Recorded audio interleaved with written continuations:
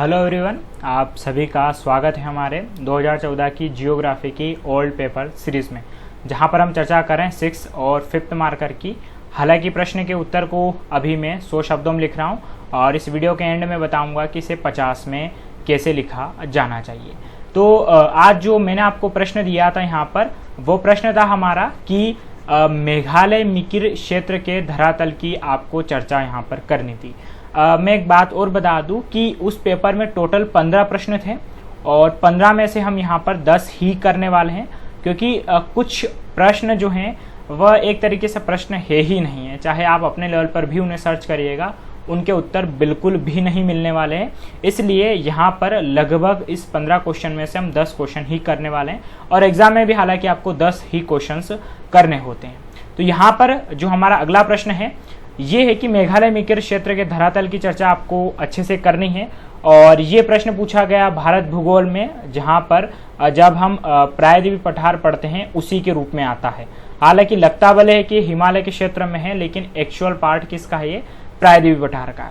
मतलब मेघालय मिकिर क्षेत्र में मेघालय की जो 3 पहाड़ियाँ हैं, गारो, खासी, जयंतिया और मिकिर के साथ में रेंगमा जो असम में है, इन 5 की आपको यहाँ पर चर्चा करनी है। ठीक है, और उसके बाद में अब हम इनके बारे में थोड़ी थोड़ी जानकारी लिख देंगे। और रही बात, मैं हमेशा से कहता आया हूँ कि आपको इंडिया का मैप अच्छे से आना चाहिए, क्योंकि इंडिया और एमपी का मैप का बहुत काम आपका होने वाला है। तो इसलिए अपने लेवल पर आप प्रैक्टिस करके इसे ज़रूर सीख जाएं। और ज़रूरी नहीं कि हर बार आप पूरा मैप बनाएं, जहाँ पर जैसे आवश्यकता हो वैसा आप मैप बना सकते हैं, जैसे कि मैंने यहाँ पर पूरा मैप नहीं बनाया है।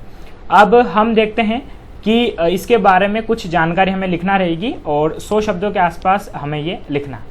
तो यहाँ पर सबसे पहले ये कि मेघालय मिकिर उच्च भूमि प्रायद्वीपीय पठार का ही एक हिस्सा है, जो 35,291 किलोमीटर स्क्वायर में विस्तृत है और औसत ऊंचाई 610 से 1830 मीटर है। हालांकि भारत के उत्तर पूर्व में स्थित यह क्षेत्र हिमालय के निकट है, किंतु उसका भाग नहीं है। इस उत्तर को लिखने के साथ मेरी इच्छा है कि मैं आपको थोड़ा समझा भी दूं। तो जब हम यहाँ पर कुल मिला के बात करते हैं तो आपको पता होगा कि ये वाला जो क्षेत्र है हिमालय, यहाँ से एक ऐसे होकर और फिर ऐसे राउंड करके नीचे की ओर आ जाता है। लेकिन ये बीच का क्षेत्र लगता ऐसा है कि हिमालय का ही भाग होगा, लेकिन ये हिमालय का भाग नहीं है। किसका भाग है? प्रायद्वीपीय पठार का ही एक पूरा का पूरा क्या है? एक यहाँ पर भाग है। इसलिए मेघालय मिकिर क्षेत्र महत्वपूर्ण हो जाता है, क्योंकि उत्तर पूर्व में सिर्फ यही हिस्सा जो है प्रायद्वीपीय पठार का बचा हुआ है। इसलिए एग्जाम पॉइंट ऑफ व्यू से इम्पोर्टेंट है और पूछा भी गया है। उसके बाद में यहाँ पर ये और जानकारी हमें लिखनी रहेगी कि ये प्रायद्वीपीय पठार से गंगा ब्रह्मपुत्र मैदान बांग्लादेश के द्वारा अलग होता है, जिसे मालदा गैप कहते हैं। ये बहुत इंपॉर्टेंट है और मालदा गैप भी बहुत सी बार 3 मार्कर में भी पूछा गया है कि मालदा गैप क्या है। तो यहाँ पर क्या है कि ये वाला जो आप यहाँ पर डिनोट कर रखा है मैंने मैप में, मालदा गैप, और बीच का जो क्षेत्र है ये वाला क्या कहलाता है? मालदा गैप, क्योंकि जो गंगा और ब्रह्मपुत्र नदियाँ हैं वो यहीं से गुजरती है और यहाँ पर इलाका काफ़ी कट फट चुका है। तो यहाँ पर भी कभी पठार हुआ करता था, लेकिन अब वो दलदली क्षेत्र बन चुका है और इस वाला इधर का हिस्सा जो है वो प्रायद्वीपीय पठार से थोड़ा सा अलग हो गया है।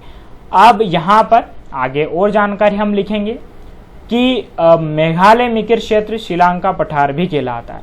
तो इस बात का भी ध्यान रखें। हो सकता है कि आप मेघालय मिकिर क्षेत्र ढूंढ रहे हो, लेकिन श्रीलंका पठार के नाम से सर्च करें या कहीं पता करने जाए तो अच्छी खासी डिटेल मिल जाएगी। तो हमें सब तरीके से जो भी जियोग्राफी का नॉलेज है वो पता होना चाहिए। उसके बाद जिसमें 5 पहाड़ियाँ हैं, गारो, खासी, जयंतिया जो मेघालय में है, और मिकिर और रेंगमा कहाँ पर है? असम में है। ऊपर मैप में डिनोट कर रखिए। उसके बाद खासी पहाड़ियाँ पर मासिमराम क्षेत्र स्थित है, जो उच्च ढलान युक्त है, जबकि मिकिर और रेंगमा चारों तरफ मैदान से घिरा है। तो मासिमराम आपको पता है भारत का सर्वाधिक वर्षा वाला क्षेत्र है, जो मेघालय में है और कहाँ पर स्थित है? खासी पहाड़ी पर। उसके बाद में मिकिर और रेंगमा है, जो चारों तरफ से मैदान से घिरे हुए। तो यहाँ पर जो उत्तर था, उत्तर में हमें इतना ही लिखना था और इसके बारे में ज़्यादा विस्तृत जानकारी उपलब्ध है भी नहीं। अगर यहाँ पर जब आप मेघालय मिकिर क्षेत्र की धरातली चर्चा, तो यही बताना है कौन कहाँ पर कैसी है, किस पहाड़ी क्या विशेषता है। जब आप ये बता देंगे तो आपका उत्तर क्या हो जाएगा? कंप्लीट। और जब आप ऐसा बेहतरीन मैप बनाएंगे तो वो क्या हो जाएगा? सोने पर सुहागा हो जाएगा। अब बारी आती है कि आपको इसे कितने में लिखना है? 50 शब्दों में जब लिखना है तो आप क्या करेंगे? तो हमेशा एक तरफ मैं कहता आया हूं कि आपको क्या करना है, एक चीज जो है वो ये कि मैप तो आपको बनाना ही रहेगा, मैप तो आप जरूर बनाएं, मैप के कोई आपके शब्द नहीं गिने जाते हैं। लेकिन उसके बाद में जब ये बारी आती है यहाँ पर कि आपको इसमें से क्या लिखना रहेगा, तो मेरी बात माने तो आपको बनाने चाहिए यहाँ पर 5 पॉइंट, ठीक है। 5 नहीं तो 6 भी बना लीजिए, क्योंकि अगर आप एक में 10 या 7-8 लिखते हैं तो कोई दिक्कत नहीं, लगभग आप 5 भी पॉइंट लिखेंगे तो 35 ही हो पाएंगे। तो अगर आप 6 पॉइंट ऐसे बनाते हैं, ठीक है, और 6 पॉइंट में एक एक बातें लिख दीजिए। एक एक बातें कैसे, जैसे कि सबसे पहली बात आप फर्स्ट पॉइंट में क्या लिख सकते हैं कि मेघालय मिकिर उच्च भूमि प्रायद्वीपीय पठार का ही एक हिस्सा है जो इतने भाग में विस्तृत है, यहीं तक लिख दीजिए। उसके बाद में आप दूसरा पॉइंट, 5 ही पॉइंट बनाइए, ठीक है। दूसरा पॉइंट कि मेघालय मिकिर क्षेत्र प्रायद्वीपीय पठार का भाग है लेकिन मालदा गैप से अलग होता है। तीसरा पॉइंट क्या लिखेंगे आप कि मेघालय मिकिर क्षेत्र को शिलांग का पठार कहते हैं। चौथा पॉइंट लिखेंगे आप कि इसमें कुल 5 पहाड़ियां आती, गारो, खासी, जयंतिया और मिकिर और रेंगमा, ठीक है। और 5वां पॉइंट क्या लिख सकते हैं, मासिम राम वाला लिख सकते हैं।